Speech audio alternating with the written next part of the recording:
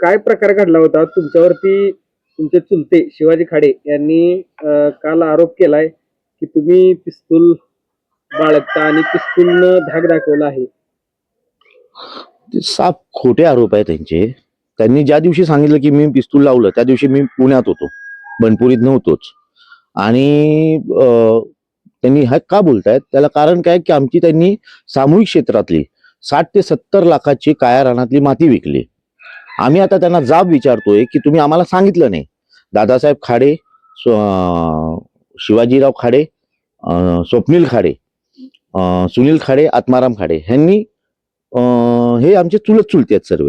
यांनी आम्हाला न विचारता सामूहिक क्षेत्रातली 60-70 लाखाची माती विकली आणि ते आम्ही लिगली ती गोष्ट आम्ही DCM, कमिशनर ऑफ सांगली या लोकांना पोहोचवली. तो अर्ज पाठवला, अर्ज आटपाडी पोलीस स्टेशनला आला. हे त्यांना कळालं त्यावेळेला त्यांनी हा खोटा आरोप मुद्दामून केलेला आहे की त्यांच्यावर आता गुन्हा नोंद होणार, त्याच्या अगोदर मला अडकवण्याचा प्रयत्न ते करत आहेत. मंत्री जयकुमार गोरेंचे तुमच्याशी संबंध आहेत? नाही, काही नाही, काही संबंध नाहीयेत, काही संबंध नाहीयेत. धांदात खोटं बोलतायत ते. त्यांनी जो आरोप केलाय की तुम्ही पिस्तूल देखील बाळगता, तुमच्याकडे पिस्तूल आहे, माझ्या डोक्याला पिस्तूल लावला, नाही, धांदात खोटे आरोप आहेत. मग त्यांनी गुन्हा का नाही नोंद केला, का गेले नाही पोलीस स्टेशनला? ज्या दिवशी मला समजलं मी पोलीस स्टेशनला पोहोचलोय, ज्या दिवशी मी व्हिडिओ बघितला. मग तुम्ही आता प्रशासनाला काय मागणी कराल? प्रशासनाला मागणी हेच की यांच्यावर गुन्हा दाखल व्हावा. 60-70 लाखाची माती या लोकांनी विकली आहे, सामूहिक क्षेत्रातली माती विकली आहे, न विचारता विकली आहे. तुमच्या परस्पर? हा, आमच्या परस्पर आम्हाला न विचारता विकली आहे. त्यांच्यावर हा गुन्हा नोंद झाला पाहिजे. आम्ही सुद्धा पोलीस स्टेशनला गेलेलो या बाबतीत गुन्हा नोंद करण्यासाठी. पोलीस स्टेशनने काय उत्तर दिलं? पोलीस स्टेशनने उत्तर दिलं तुमचे सालगडे आहेत, त्यांच्यावर तुमचा काय नेमका आरोप आहे? आणि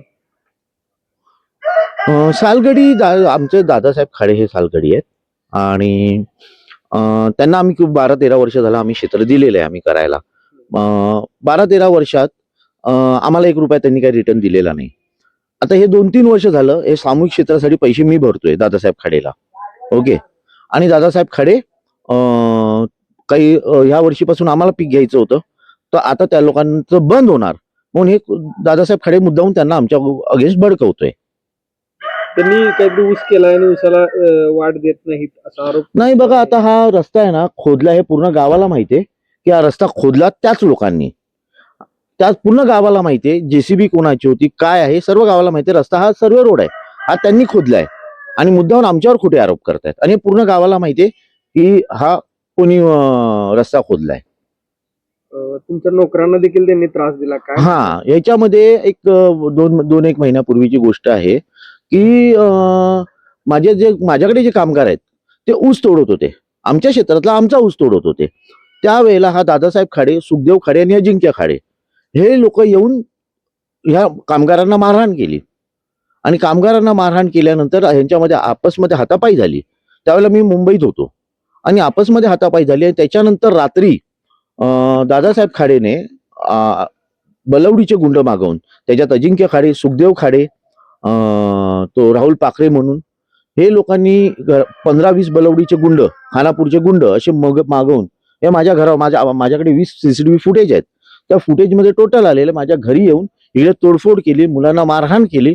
माझा जो दूधवाला भैया आहे, माझा गाई आहेत माझ्याकडे 30-40 गाय आहेत, तर त्यांना येऊन त्याने मारलं, भैयाला मारलं. आणि प्लस माझा जो कामगार घरात होता त्याने 15-20 लोक बघितली आणि तो तिथून पळून गेला, दरवाजा उघडा राहिला.